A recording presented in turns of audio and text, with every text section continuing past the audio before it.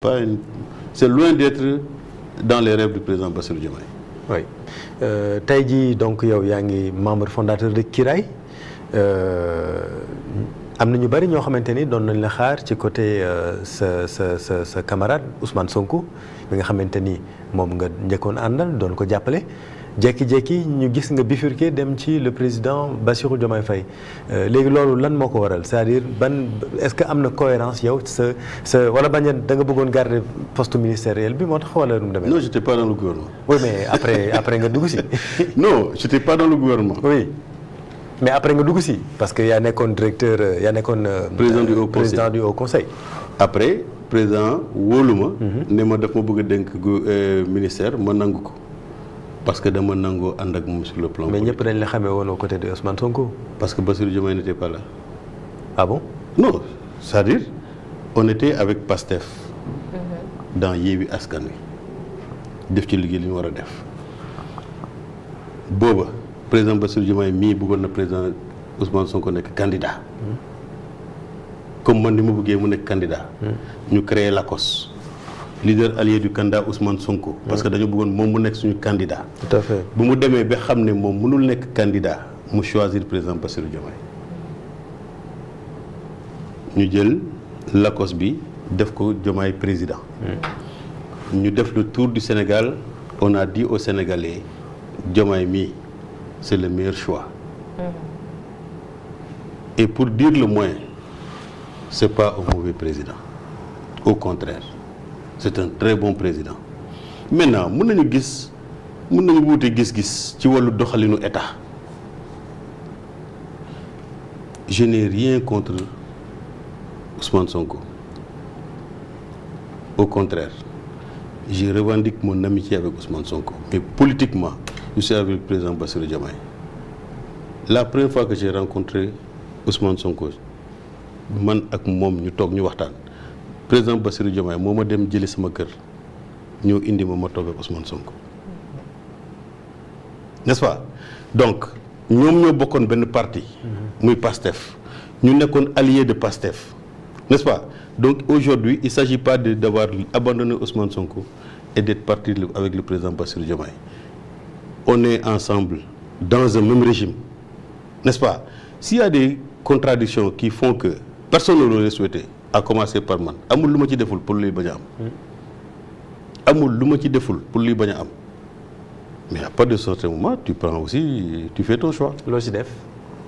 non li ma ci def mais j'ai essayé de rapprocher les positions ci li ma mën j'ai essayé d'aller voir des personnalités dans ce pays-là pour wax leen ne li ñu war a mën a def pour que ñaar ñii bañ a taxaloo wax naa leen ne ñun bu ñuy def campagne en 2024 on a vendu aux Sénégalais un duo mais à l'impossible nul n'est tenu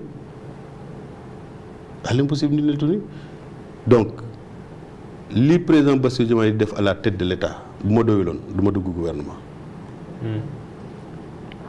mais je sais ses rapports avec la personne c'est-à-dire nu mu lay fonkee nu muy wax ak yow nu mu lay joxee cër ak liggéey boo xam ne mu ngi koy def Sénégal gannaaw gis-gis bu ñu am pour yóbbu Sénégal vers des lendemains meilleurs donc ku mel noonu mënuma def leneen lu dul ànd ak moom ba keroog muy pare ci bopp réew mi.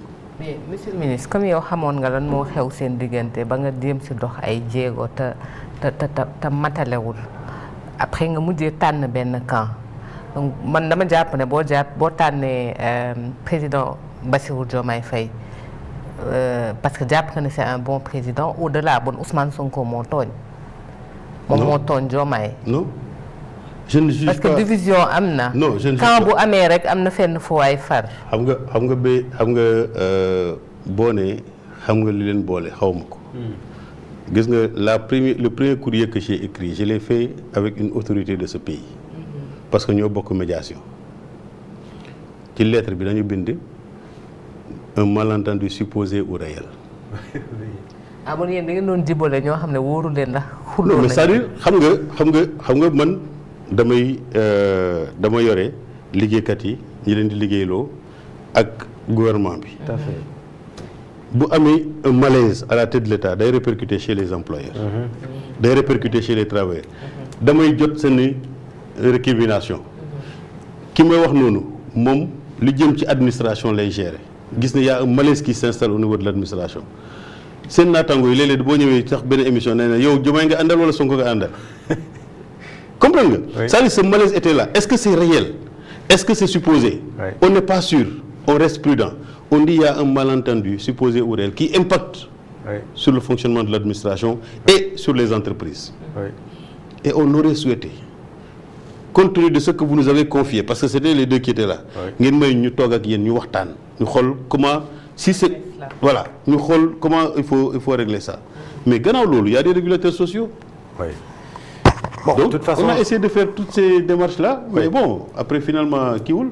Mais façon, maintenant, moi, je n'ai pas choisi un camp ou un autre, j'ai choisi le régime que j'ai aidé à arriver au pouvoir. une vision et une approche donc loolu nga tànn tey jii lan moo def différence bi pour tey jii nga décider ne damay rester aux côtés du président de la République ban vision moo tax nga ni damay dugg ci gouvernement bi jàppale le président Bassirou Diomaye Faye. Il n'a pas transigé par rapport aux engagements qu'il a pris devant les Sénégalais. C'est le contraire moom lañ koy reprocher justement. Bon exemple. Par exemple en tout cas bu ma relayer li nga xamante ne moom la ko waa PASTEF di reprocher sur le plan de la justice am na ñoo xamante ne dañu jàpp ni ñi ñuy woowee les martyrs ni ñu leen waroon taxawuñu leen par exemple. Nous étions dans l'opposition quand on était dans l'opposition dañu doon wax ne Macky Sall dafay instrumentaliser la justice am déet. Maintenant on veut conseiller au président Bassirou Diomaye Faye d'instrumentaliser la justice. Il faut qu'on soit conséquent. Mënoo xeex pendant des années benn système nga ne kii dafay instrumentaliser la justice ku ko neex lay tëj ku ko neex mu bàyyi ko ñu fexe bi ñu jëlee ko fii keneen remplacer ko nga ne nii waa ji doon def ngay def léegi ñun ñoo war a fayu ci gars yi xam nga il a dit oui.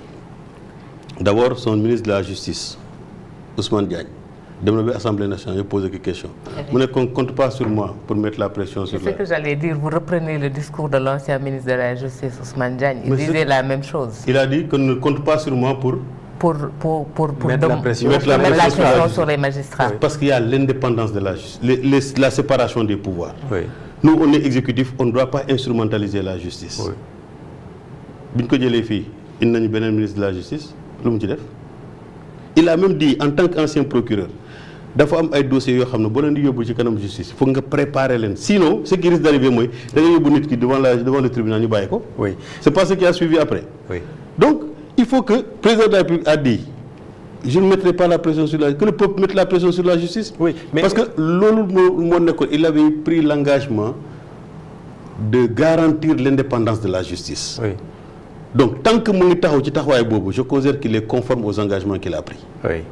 Il n'y a pas que la justice et man li ma bëgg xam mooy yow personnellement lan moo tax nga def le choix de rester aux côtés du président parce que clairement